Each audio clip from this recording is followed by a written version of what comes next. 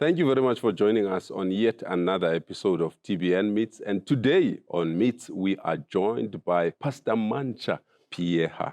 She is an author, she is a public speaker, she is a pastor, leadership and business development expert. There's quite a number of things that we're going to be knowing and getting to know better about her. Pastor Mantsha, thank you very much for joining us and welcome.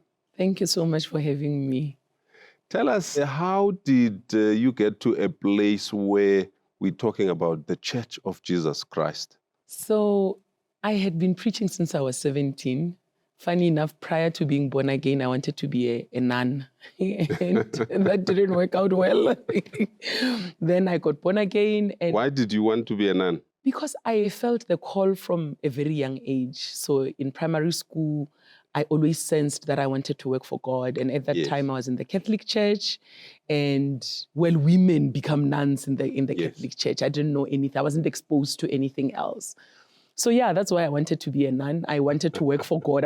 Even now, my status is I work for God alone. I wanted to work for God. Wow. So, yeah, then when I got born again, I realized that, okay, maybe that idea that I wanted to be a nun was maybe somewhat misplaced. Yeah. And then I started preaching from around 17 and preached until 2017 when I sensed that God was calling me to start a church. Yeah. I was a single woman at the time, and I just felt like, a single woman can't start a church. Like, it's better if you are married, even if you are starting it with your husband and it's your vision. But culturally, I just felt like it's going to be so much harder as a single woman. But since it was God who said it, ended up obeying and started the Church of Jesus Christ. Wow. What is the Church of Jesus Christ about in terms of the community it serves and the change that it wants to bring? We have, if you look at our vision speaks about discipling people, speaks about evangelism, but the last part of that vision actually says equipping every member to do ministry. Yes. So I found, and it's both my husband and I, we've been involved in the ministry from a very young age. He was 13 when he started, I was 17 when I started. And when I look at our lives, it's because the church provided that environment that nurtured the call of God in our lives. And we've always felt like we wanted to do that for more people. Yes. So that's what the church is about. The church is about raising people who will be able to do ministry and do ministry in the community. And in the community could be in their families, could be in their workplaces, and in the actual community that God has placed us in Midrand. So yeah, that's what the church is about, really making sure that those who don't know Christ get to know Christ. And those who know Christ don't sit back like spectators. They're actually involved in the work of expanding the kingdom of God. Wow. Yeah, I think part of the change that you are already bringing to the community and people at large is portrayed to me by even our instructor who introduced us and was like, after a spinning class, you guys need to talk. I was actually thinking about it. One, I was like, why did she do that? Yeah. Because she actually didn't warn me. She just said, there's someone I want you to meet. And then it was you. And I think, one of the things that I'm very passionate about, which I still have not figured out how to do, is to get pastors exercising. One thing that people don't know about us as pastors is because we get invited a lot. Yes. We get given food a lot. Yes. So, when you're a pastor, you're always eating. Yeah. And half the time you feel under pressure because people have gone to these great lengths to prepare food for you. Yes. So this whole wellness, health, fitness. Very important. Yeah, I'm very passionate about it. It's funny because we were talking with Pastor Tim Grage about exactly the same issue, especially when it comes to you guys get so busy. And for you, I'm sure, just like him, it's even worse because you're not only a pastor, you are a change facilitator, you are a business development expert, you are a speaker, you are an author. There's so much that you're doing during the day to the extent that you can easily sit down and eat something that is not healthy because it's difficult to find time to prepare yourself a healthy meal. But also, we spoke about rest as well. rest is so underrated. Recently my child had an op, and a social worker was speaking to us through his recovery, and said to us the two things that you neglect when you're going through a difficult time, like he had a heart op, and said the two things that you neglect is good nutrition and rest. And as it is, you are in a stressful environment, and then you let go of the two things that are a foundation for health and wellness. And it's the same with us, that as a pastor, as a speaker, like you're saying, you're involved in a whole lot of other things, you're dealing with people's problems. If you are not careful, you neglect the two things that are a foundation for your own wellness. Yeah. And when you are unwell, it doesn't matter how good your intentions are, you're not going to be able to help the people that you are ministering to. True. So funny enough, a lot of people, when they look at me, they think I'm busy, but what they don't know is I'm very jealous with rest, with taking care of myself. During the week, you'll find me at home. I will be, so with the insurance that I have, and the gym membership that I have, they actually reward you for the amount of, for how often you go to gym. So I'd be saying to my husband, I have to go to gym. So it has helped me so much, because even when I don't feel like it, even when I don't feel like showing up, I end up showing up. I end up forcing myself to rest, because I know I have to wake up fresh enough to be able to do the things that God has called me to do. Some of the books that you have written include Single and Loving It. Why specifically that one? And take us through the journey of writing that book. Was it when you were single, or it was afterwards, but you wanted to reflect and teach people in terms of contentment whilst you are single? So now that I know that they call you Mr. L. So Mr. L, I wrote that book when I was single. And it was one of those books I was refusing to write, because I felt like you write a book like this, you remain single forever. And I wanted to get married. So God started speaking to me about Single and Loving It when I was 30. And I released it when I was 40. That just shows you the resistance that was involved. So firstly, I got married when I was 42. And coming from a Catholic background, in the Catholic Church, they don't frown on a single older woman. And actually, my family used to say, Vela, we understand why you are single, because God is using you. But in the charismatic church, it was like, what is wrong with you? What are you not doing right? I heard everything that you could hear. I have a spiritual husband. Someone is blocking my marriage. And funny enough, as a single woman, everything that you hear is negative. It's never looked at as, I would preach, and after preaching, they would say, stand up on your feet, the whole church, let's stretch our hands towards her and break the curse of being single. I was like, and for me, I didn't feel that way about single. I did desire marriage. I did feel like marriage was taking a long time, but I didn't look at it as a curse. As a curse, I didn't look at it as God is punishing me with singlehood. So the reason why I wrote the book is because there were so many single women, Mr. L, who were so downcast, who were so depressed about being single. And it's good that you went through it as well, so that you can minister to them about something that you have experienced. And you know how I used to get a lot of invites? A lot of mamfundisis used to call me and say, I don't know how to deal with these ladies who are older and single. When I speak, they say, you don't know anything, you got married as a child. So I used to get a lot of invites just encouraging older single ladies to say, because remember, one of the things that married people don't understand is that when you are young, abstinence is easy, Mr. L. But the older you get, you actually realize, I'll never have sex for the rest of my life. You're like, this will not be my potion. So the encouragement for them to keep abstaining as they get older is different. It's not like you are waiting to get a husband so that you stop abstaining. This is, even if this is your reality for the rest of your life, your obedience to God is what matters the most. And funny enough, writing it healed me as well. Made me realize that there are things about my own relationship with me, relationship with God, and only later relationship with men. There are certain things that needed to be healed. So it also opened a lot of doors for me, because single older people don't have a place in the church. And we started to speak around, so how do you serve? What is your place in the church? When they are calling young people, you don't fit. When they call married women, you don't fit. Where do you fit in? So I think those conversations have been healing for me. Yeah. And fun, even as a married woman, I still speak a lot to single people. So what would be your message to someone who is single and strongly feels the call of God, but is going through a very discouraging time, but discouraging experiences as well, to the extent that they're like, maybe God doesn't want me to do this? What would you say to that person that's in the verge of giving up? You know, knowing both sides now, I'll be like, everything that God tells you to do it now. Do it like you are running out of time. Do it like you are urgent. Because, you know, I've written 7 books. The 8th one was really a compilation with other authors.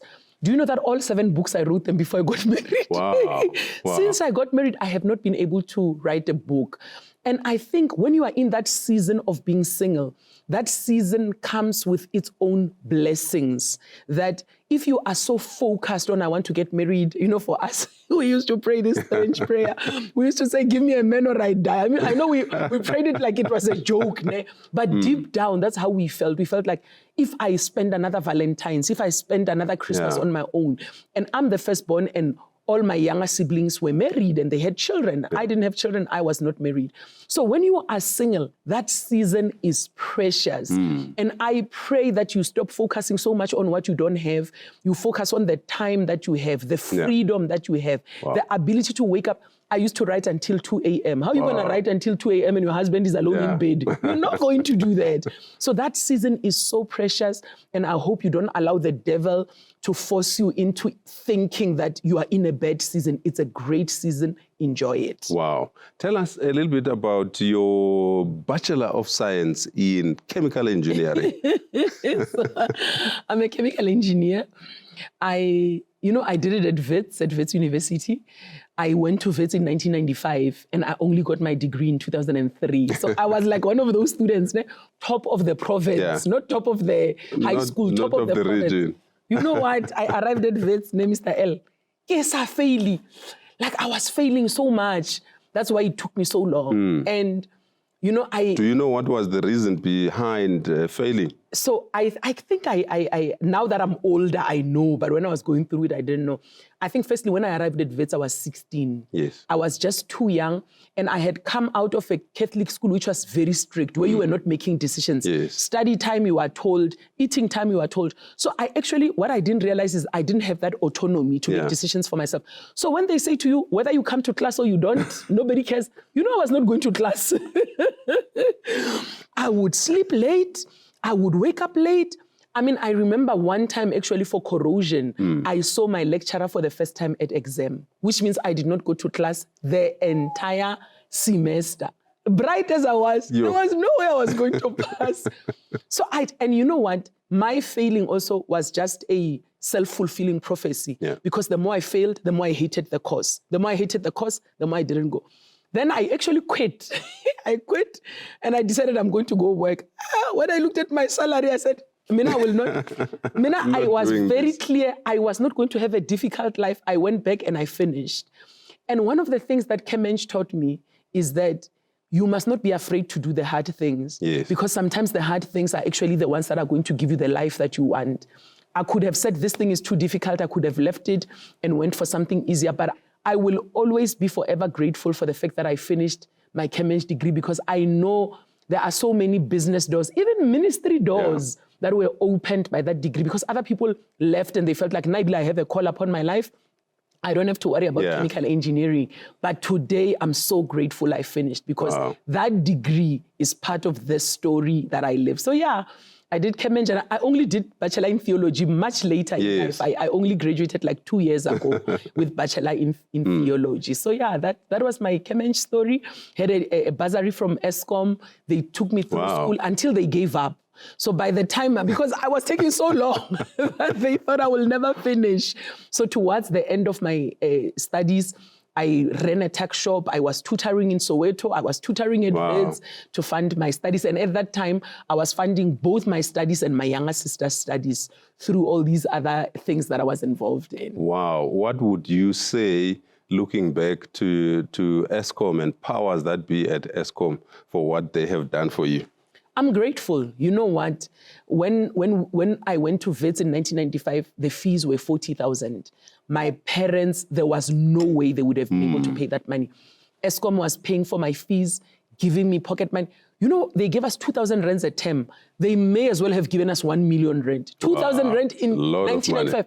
We were buying TVs, microwaves, branded jeans, like we were rich. So for me, and by the time I lost my bursary, I was smart enough to know what to do to fund my fees. So I think that entire journey, you know, it grew me as a person. I came in as a little 16-year-old girl, and by the time I left as a 25-year-old woman, that entire journey had transformed me completely.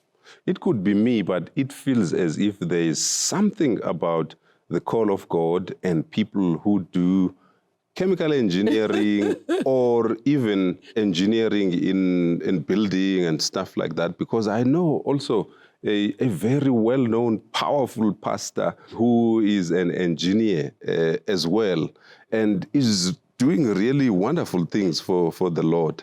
Tell us the importance of diligence and discipline that you were taught by the process of going through chemical engineering. Has it influenced you to then feel, okay, it's important to teach our kids from a very young age to have self-discipline and diligence? Yeah, no, you are so right. And I mean, both are principles that come from the Bible. And when you are at varsity doing what we call a secular degree, you actually don't see that these are principles that are found in the Bible. You know, one of the courses that gave me a very hard time was technical drawing. Yeah. Because I'm not wired like that. You know, when they give you two drawings and they say, make it a 3-dimensional drawing, I could not see it. I could not see it. My brain was just not wired like that. And you know, when something is difficult, it's very easy to say, my brain is not wired like that, I'm not going to do it. But I knew that for me to pass, I needed to get this right. Yeah. Even if at a minimum I get 50%. So there are areas in my academic career that I knew are very easy for me to do. Then there are areas that were difficult. And I knew that as much as I don't enjoy this, as much as I'm not passionate about this, I have to do it. So in one of my books, How to Realize Your Personal Vision, I give this story that how many people are passionate about brushing their teeth. Yeah. You know, I even ask them to raise their hands. No, very few people, except people who are dentists. In the main, we are not passionate about brushing our teeth, but we know it's necessary. Yeah. Who are you going to engage with? Who are you going to be in a relationship with? Who is going to be your friend if you never brush your teeth? So there are a lot of things that we know. We are not passionate about them. We don't like them. We don't love them. We do them out of discipline and self-control, as you said. So even in the ministry, there are a lot of things that, for me, I mean, we just acquired a building now in Midrand, yes. And I started the garden. I'm the one that started the garden.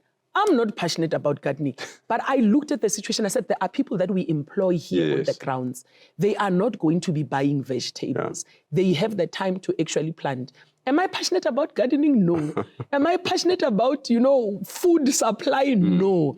But because God has given us this land and we have to be good stewards of the land that God has given us, we can't just have church on Sunday. There's hectares and hectares on this land that must be used. So I find that, one, just the discipline to do the hard things, but two, there's a way of thinking that in engineering they teach you. That I always say, you can't write a book like me. I don't write a book like a creative. I write a book like a chemical engineer. I have to think about the project. I have to think about what it costs us. I have to think about when do we break even. I have to think about how many copies do we have to sell for this thing to be profitable. Yes, it's a passion project, but at a certain level, it also has to make financial sense. I'm sure it's the same for you here, that you can't just say, we're spreading the gospel and not worry about how it's going to be funded. Yeah, exactly. So there's that part of things that you may not be passionate about funding, but it's part of what you need to do. And even for the church, it's the same. When we acquired the building, yes, we prayed. Yes, we believed God. But there was a part that had to do with funding the vision. Wow. You just answered the question that I had in my heart about the word of God when it says, occupy until I come. A lot of people think it's just about amassing things, but the occupation is really about touching people's lives and bringing them through what you do to Christ. You are so right. And I mean, I think about I was fired at my last job, but I got fired in December of 2015. Who fires someone like you? Who fires a pastor? I was fired at my last job, but from 2009 until 2015, I always said, I'm going to work until 2015. I'm going to work until 2015. When 2015 comes, I have not finished paying off my house. Then I'm like, hey, let me pay off my house first. While I'm thinking I'm paying off my house, then I get fired. So when I got fired, I was like, but I've always said I'm going to work until 2015. And I get fired 2015 December. I said, you know what?